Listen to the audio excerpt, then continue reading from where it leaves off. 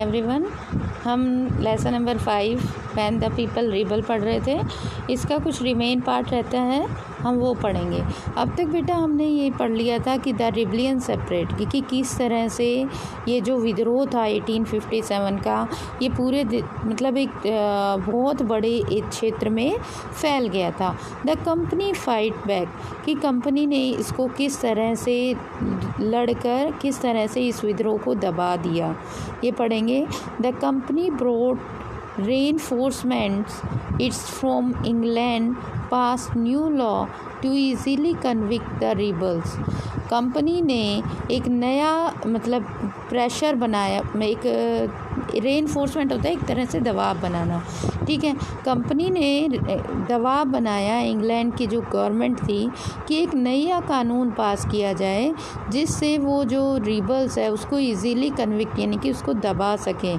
In September 1857 Delhi was recaptured and last Mughal emperor Bahadur Shah Zafar was sentenced to life imprisonment, कि जब जो British company थी उसने डिमांड रखी कि अब उनको कानून बनाने की शक्ति दी जाए, तो क्या किया गया कि जो लास्ट मुगल एम्परर थे बहादुर शाह जफर, उनको पकड़कर जेल में डाल दिया गया और जो भी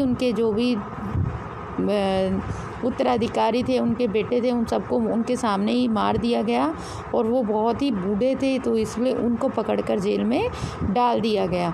इन मार्च 1857 अब किसके नाम से, अब शासन किसके हाथ में आ गया, ब्रिटेन की सरकार यानी कि ब्रिटेन की महारानी के हाथ में।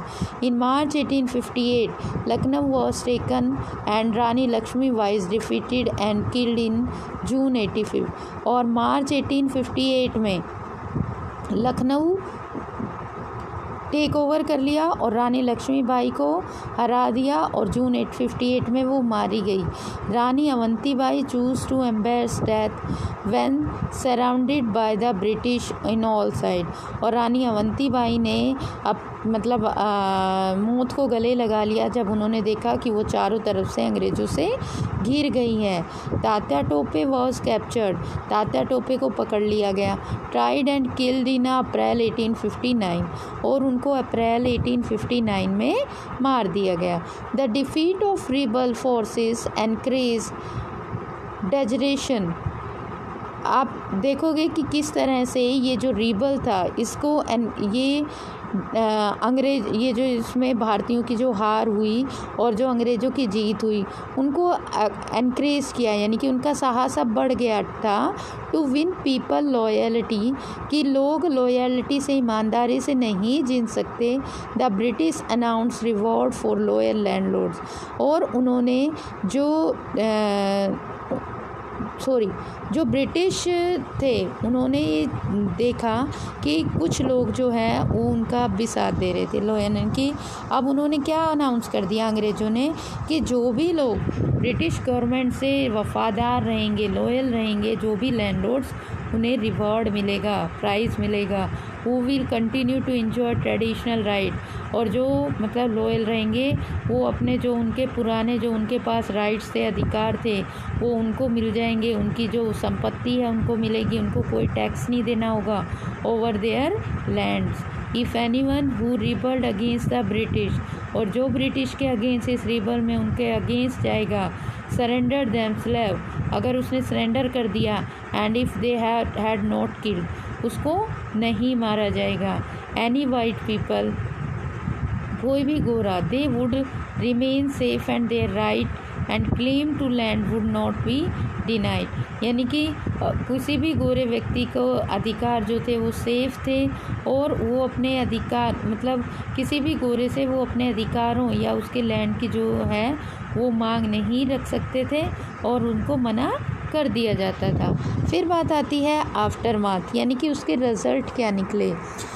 1857 के बाद क्या हुआ, बाद की बात आ रही है 1858-59 की। Bye the end of the 1859, यह विद्रोह पूरी तरह से 1859 में ख़त्म हुआ। The British had regain control of the country, British ने दोबारा से पूरी कंट्री पर अपना कंट्रोल नियंत्रण स्थापित कर लिया। Some of the important changes, उन्होंने इसके बाद कुछ महत्वपूर्ण बदलाव किए। That there were introduce by the British were mention below, और जो उन्होंने चेंजेस किए वो नीचे दिए गए हैं। By the end of the 1859 के एंड में the British had regain control of the country, British ने पूरी कंट्री पर अधिकार कर लिया था। Some of the important changes, कुछ महत्वपूर्ण चेंजेस किए गए। That were introduce by the British are mention below, वो नीचे दिए गए हैं। In 1858 a new act was pass, 1858 में एक नया कानून पास किया गया। And transferred the power of the east India company, कि जो ईस्ट इंडिया कंपनी की जो पावर थी वो ब्रिटिश क्राउन यानी कि जो अंग्रेज़ी शासन था, जो महारानी थी, उसके पास चली गई। In order to ensure more responsible management of Indian, और वो कंपनी के कंपैरिजन में मोर रिस्पॉन्सिबल भी था, और वो अब भारत की जो मैनेजमेंट था यानी कि जो भी एडमिनिस्ट्रेशन था, जो भी इंडियन अफेयर थे, अब वो वहाँ की सरकार देखेगी। ए member of a British cabinet was appointed secretary, British जो कैबिनेट के मेंबर थे उनको यहाँ पर सेक्रेटरी अपॉइंटमेंट किया गया, secretary.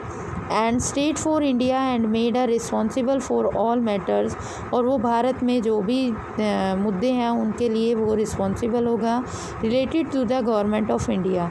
He was given a council to advise him, वो अपनी उसकी काउंसिल होगी जो उसको एडवाइस करेगी, कॉल द इंडिया काउंसिल, उसे इंडियन काउंसिल के नाम से जाना गया।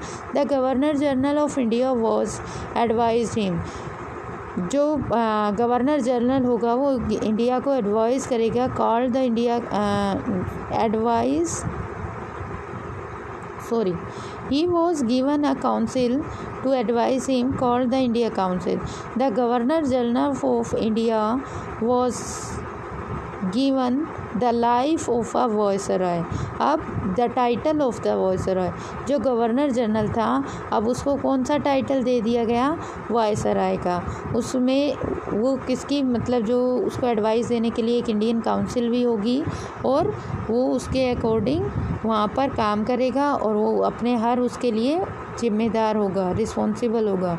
All ruling chief were assured that their territory would never be annexed in future, और जो भी राजा महाराजा नवाब या सरदार हैं उनके जो भी क्षेत्र हैं उनको ज़बरदस्ती नहीं छीना जाएगा भविष्य में कभी भी। They were allowed to pass to their kingdom to their heirs include adopted son, अब वो अपनी जो टेरिटरी अपने किंगडम है वो अपने उत्तराधिकारी को सौंप सकते हैं, और उनका गोद लिया हुआ पुत्र को भी वो उत्तराधिकारी बना सकते हैं, यानी कि लैप्स की नीति जो थी उसको ख़त्म कर दिया गया। The Indian rulers were to hold their kingdoms, और जो भारतीय नवाब थे वो अपने राज्य के उत्तराधिकारी होंगे, and subordinate of the British का नाउ, और ब्रिटिश जो सरकार है या क्राउन है उसके सबॉर्डिनेट होंगे, यानी कि उसके सहकारी होंगे। The proportion of the Indian soldiers in the army were reduce, जो इंडियन सोल्जर्स थे आर्मी में उनकी संख्या कम कर दी गई। And the number of European soldiers increase, और जो यूरोपियन सैनिक थे उनकी संख्या बढ़ा दी गई। Muslim land and property were confiscated on a large scale, and they were treated with suspicion and hostility. जो मुस्लिम प्रॉपर्टी थी उसको कन्फेक्स किया गया, और large scale and they were treated with a suspension and a hostility, यानी कि उसको ऐसे ट्रीट किया जाता था जैसे वो उनकी जो सरकारी प्रॉपर्टी होती है उसको इस तरह से। The British decided to respect the customary religious and social practice of the people in the India.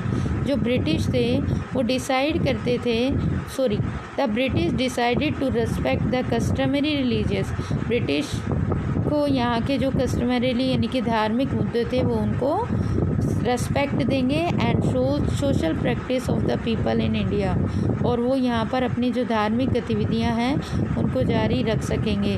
Policies were made to protect landlords and zamindar and give them security to right over their land, और ऐसी policies बनाई गई जो ज़मींदारों साहूकारों को protect करती थी और उनको उनके राइट्स जो हैं वो वापस दे दिए गए।